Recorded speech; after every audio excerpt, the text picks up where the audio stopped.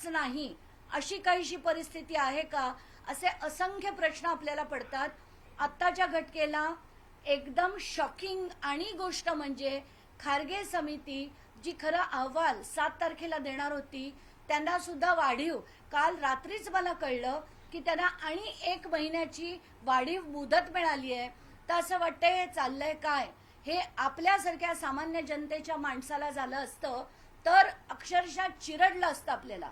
पण पार्थ पवार म्हणजे जो उपमुख्यमंत्र्यांचा मुलगा आहे त्याच्यावर कुठचीही कारवाई होताना आपल्याला दिसत नाहीये. ते हे सगळं खूप भयानक चाललंय. आत्ताच्या घटनेला मी आता असं लावून धरणार आहे की कम वॉट मे 7 तारखेचा जो अहवाल आहे, जितका तुमचा तपास झालाय तितका तुम्ही जनतेकडे सादर करा.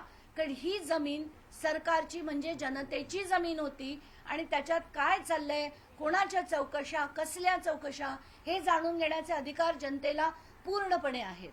आता विषय दुसरा, जो महत्वाचा विषय मला आणि एक मांडायचा आहे की ज्या अनंत गर्जे यांनी जे आता आपण ऐकलं की डॉक्टर गौरी गर्जे यांची ज्यांची हत्या झाली आहे का आत्महत्या झाली आहे कोणालाच काही माहित नाही. तर आत्ताच्या घटनेला तिचे आई बाबा हे बीडहून आलेले आहेत आणि काल आम्ही दिवसभर वरळी पोलीस स्टेशनला होतो. अनेक गोष्टी तिथे धक्कादायक कळल्या आहेत आणि आत्ताच्या घटनेला एक सुभाष काकणे नावाचा एक व्यक्ती आहे जो सो कॉल्ड आम आदमी पार्टीचा काही पदाधिकारी आहे, पण तो पंकजा मुंडेंच्या अतिशय जवळचा आहे. हा माणूस अगदी थेट तिथे चौकशी होत असताना म्हणजे तिथे जी आत फॉरेन्सिकची टीम असताना हा माणूस थेट आत होता. त्याचा व्हिडिओ मी पोलिसांना दाखवला तेव्हा त्यांचं असं म्हणणं होतं की हा कसा आला आम्हाला माहित नाही. त्याच्यात असं कळतंय की 6 वाजून 11 मिनिटापर्यंत जो आनंद गर्जे फोन करून ड्रायव्हरला वर बोलवत होता की मला दार उघडायला काहीतरी करून दे, तो म्हणणारा अख्ख्या बरोबर 11 मिनिटात तो दरवाजा उघडण्याचा प्रयत्न करतो, उघडला नाही म्हणून 29व्या मजल्यावर जातो, तिथून 30व्या मजल्यावर चढतो, बायकोला समोर बघतो आणि गळ्याचा पण पट्टा ते ओढणी सोडवतो आणि पंख्याची पण सोडवतो. तर आम्ही पोलिसांना विचारलं की कुठलाही माणूस ज्याला आपली बायको अशा स्थितीत मिळेल तो व्यक्ती असं कधी करू शकेल का की खालची म्हणजे गळ्याची पट्टी सोडवणं आणि पंख्याची काढून ते खाली टाकून तिला उचलून 30व्या मजल्यावरनं खाली 11 मिनिटात म्हणजे सगळं चढणं, काढणं, खाली आणणं आणि व्हीलचेअरवर बाहेर घेऊन जाणं 11 मिनिटाच्या आत होऊ शकतं का? तर याच्यावर आणि त्याचे मी सीसीटीव्ही देखील बघितले, त्याची येतानाची बॉडी लँग्वेज बिलकुल म्हणजे काहीही मॅच होत नाहीये. त्याच्यात मला असं कळतंय की असंख्य राजकीय फोन देखील आले होते, पोलिसांवर प्रचंड दबाव आहे आणि कुठल्याही परिस्थितीत हे होऊ दिलं जाणार नाही. कायदा हा राजकारण्यांसाठी वेगळा, सामान्य माणसांसाठी वेगळा, हे या दुसऱ्या प्रकरणातनं सुद्धा दिसून येत आहे. ताई, तुम्ही म्हणालात की दिग्विजय पाटीलला बहरीनला सेटल करण्याचा प्रयत्न आहे. लग्न कार्याच्या निमित्ताने अजित पवार हे सुद्धा बहरीनला आता जाण्यासाठी एअरपोर्टवरती दाखल झालेले आहेत. एकंदरीत सगळं पवार कुटुंब या प्रकरणापासून वेगळं होण्याचा प्रयत्न करताय का? तुमचा असा ठाम विश्वास आहे की बहरीनला सेटल करू शकतात दिग्विजय पाटीलला किंवा काही काळापुरतं पार्थ पवारला पण देशाबाहेर ठेवू शकतात? नाही, आता ते कोणाला देशाबाहेर ठेवतायत नाही ठेवत आहेत मला माहित नाही, पण शंका मात्र मनात नक्कीच येते की आत्ताच्या घटनेला एवढे क्रिमिनल चार्जेस असताना दिग्विजय पाटीलला बाहेर जाण्याची परवानगी कशी दिली? पार्थ पवारचं अजून नाव FIR मध्ये का नाही आलं?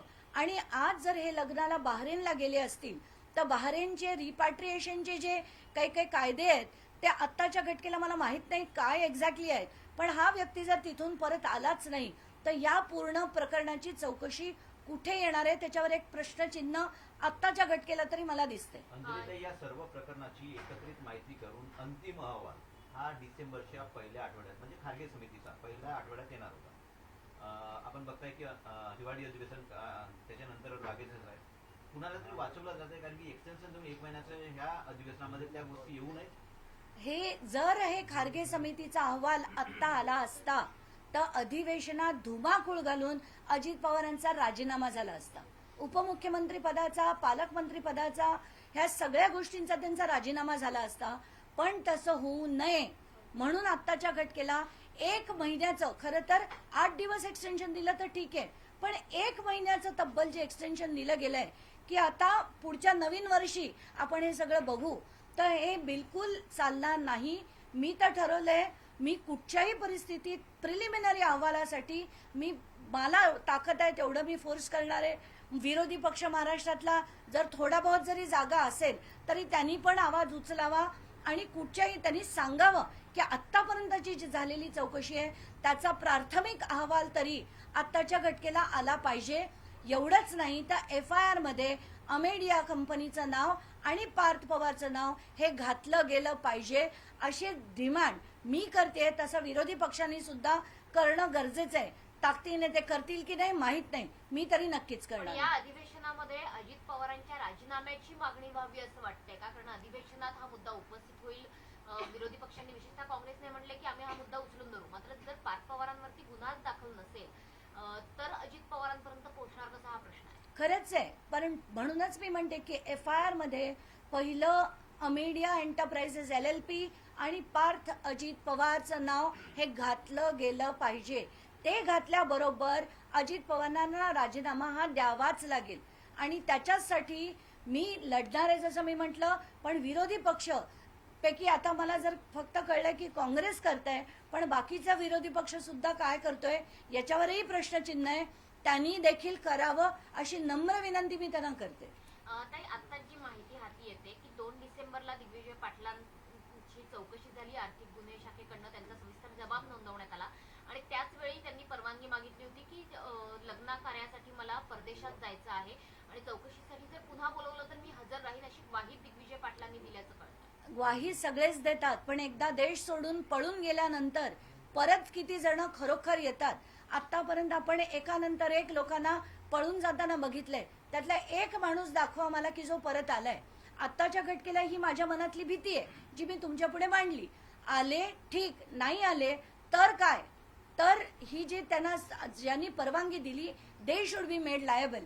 कारण आत्ताच्या घटकेला खरं इतका मोठा चार्ज असताना आणि याच्यात क्रिमिनल कल्पेबिलिटी त्यांची खूप मोठी आहे आणि असं असताना जर त्यांना परदेशी जाऊ दिलं जातंय हे माझ्या दृष्टीने अतिशय चुकीचं आहे. ज्यांनी ही परवानगी दिली त्या अधिकाऱ्यांची चौकशी व्हावी अशी तुम्ही मागणी करताय का? आणि जाऊ दिलंय की त्यांना जाणीवपूर्वक जाऊ दिलंय, हा प्रश्न. आता एक तर मला खरंच कळत नाही की जाणीवपूर्वक जाऊ दिलंय का ते स्वतःहून गेलेत. पण आता ते मामे भाऊ आहे म्हटल्यावर आत्तेभावाच्या लग्नाला ते गेले असतील आम्ही समजू शकतो, पण आत्ताच्या घटकेला त्यांना रोखणं गरजेचं होतं. कारण त्यांच्यावर आत्ताचा जो चार्ज आहे, आत्ताचा जो FIR आहे त्याच्यात 7 ते 14 वर्षाची शिक्षा ही असताना त्यांना कुठच्याही जोपर्यंत सगळं होत नाही, चौकशा होत नाहीत, तोपर्यंत बाहेर खरं तर जाऊ दिलं म्हणजे नाही पाहिजे. पण गेलेत ते आता, हाही फॅक्ट आहे. म्हणून मी म्हणते की ज्या अधिकाऱ्यांनी जाऊ दिलंय त्यांना सुद्धा लायबल केलं पाहिजे, तरच हे सगळं बदलेल. शीतल तेजवानीला काल अटक झाली, त्यावेळेस त्यांचं जे वागणं होतं किंवा पोलिसांनी यापूर्वी शीतल तेजवानीला दिलेली ट्रीटमेंट आणि काल दिलेली ट्रीटमेंट यामध्ये बरंचसं अंतर होतं. त्या बाबतीत काय टिप्पणी कराल? नाही, नक्कीच. कारण कसं झालं की सगळ्या चॅनलनी जी माध्यमांनी लावून धरलं की त्यांना रॉयल ट्रीटमेंट मिळाली, त्यांना छानपैकी लाऊंजमध्ये बसवण्यात आलं होतं. एवढंच नाही तर त्यांना थेट सोडायला पोलिसांची गाडी, पोलिसांनी त्यांना प्रोटेक्ट करून दिमतीला नेऊन 500 मीटर पुढे जाऊन सोडलं. हे सगळं जेव्हा माध्यमांनी दाखवलं त्याच्यानंतर बहुतेक पोलीस शुद्धीवर आले आणि त्यांनी असं ठरवलं की आता हे पुन्हा करायला नको. त्या गाडीत बसलेले असताना त्यांना परत बाहेर खेचून त्यांना चालत जे नेलं हे मला बघून बरं वाटलं. कारण ही ट्रीटमेंट सामान्य व्यक्तीला मिळते, ती शीतल तेजवानीला मिळालेली बघून बरं वाटलं. पण जसं मी म्हणते की माध्यमांनी हे लावून धरलं, आक्रोश जनतेचा झाला म्हणून हे केलं गेलंय.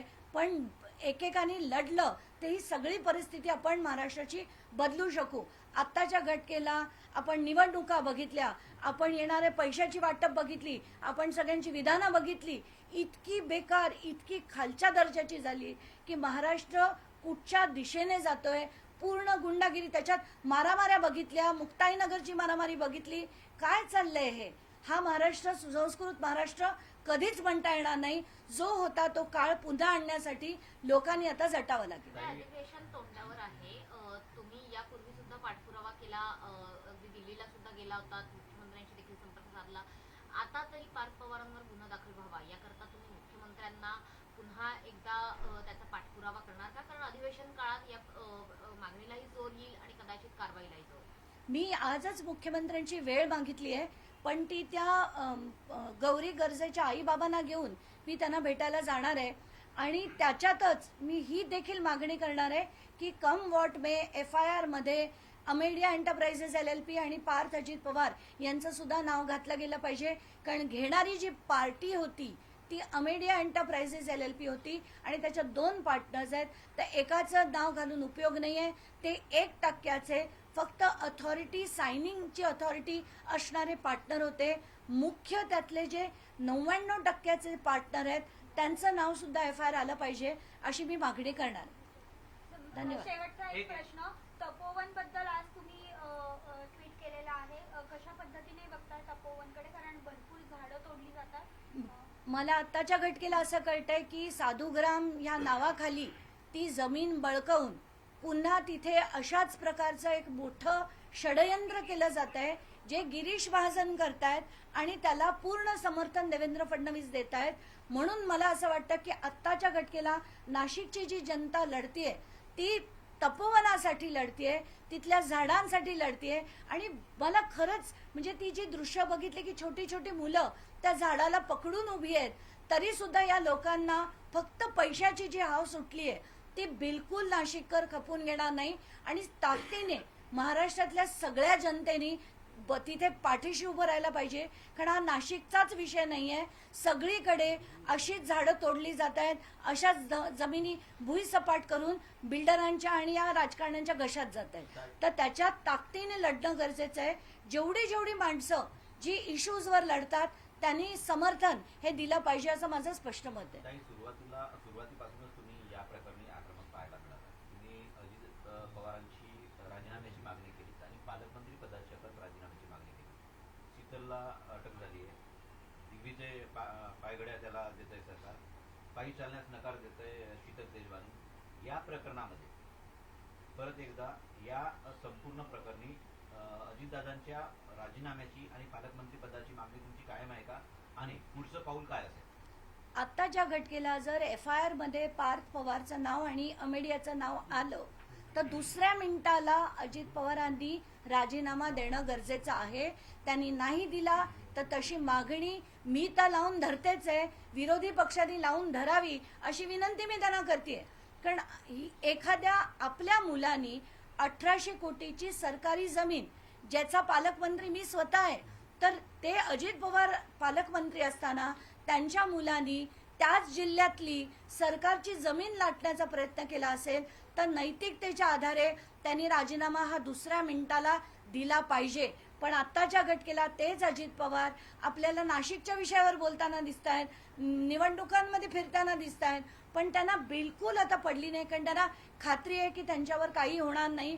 पण ते लावून धरणं हे माझं काम आहे, मी करते. विरोधी पक्षांनी देखील ते करावं. अशा समित्या अनेक नेमण्यात आलेल्या आहेत. यापूर्वी पण कुठल्याच गैरव्यवहार प्रकरणामध्ये समित्या नेमतात, SIT नेमतात, निष्कर्षापर्यंत पोहोचतात, कारवाई मात्र होत नाही. आतापर्यंत महाराष्ट्राच्या इतिहासात मला एक समितीचा अहवाल दाखवा की ज्याच्यावर अंमलबजावणी झाली आहे आणि ज्याच्यावर त्यांनी दिलेल्या वेळेत तो पूर्ण केलाय. कुठल्याच समितीने नाही. त्यांना नेहमी मुदतवाढ ही मिळते आणि त्यानंतर सुद्धा जेव्हा लोक थकून जातात, माध्यमं थकून जातात, तेव्हा कुठे तो एक ठातूरमातूर अहवाल येतो आणि तो कचऱ्याच्या टोपलीत जातो. तर त्याच्यात पुढे काहीही कधीही होताना आपल्याला दिसत नाही. मला म्हणूनच म्हणायचंय, प्रिलिमिनरी प्राथमिक जो अहवाल आहे तो आत्ताच्या घटकेला टेबल हा झालाच पाहिजे.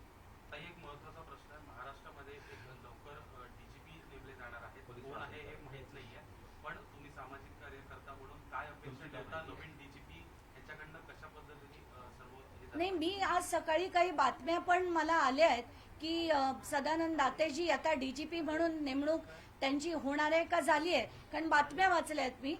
तर मला असं वाटतं की सदानंद दातेंसारखे व्यक्ती खरंच महाराष्ट्राला त्यांची गरज आहे आणि आत्ताच्या घटनेला पोलीसवर रिफॉर्म्स आणण्याची खूप मोठी गरज आहे.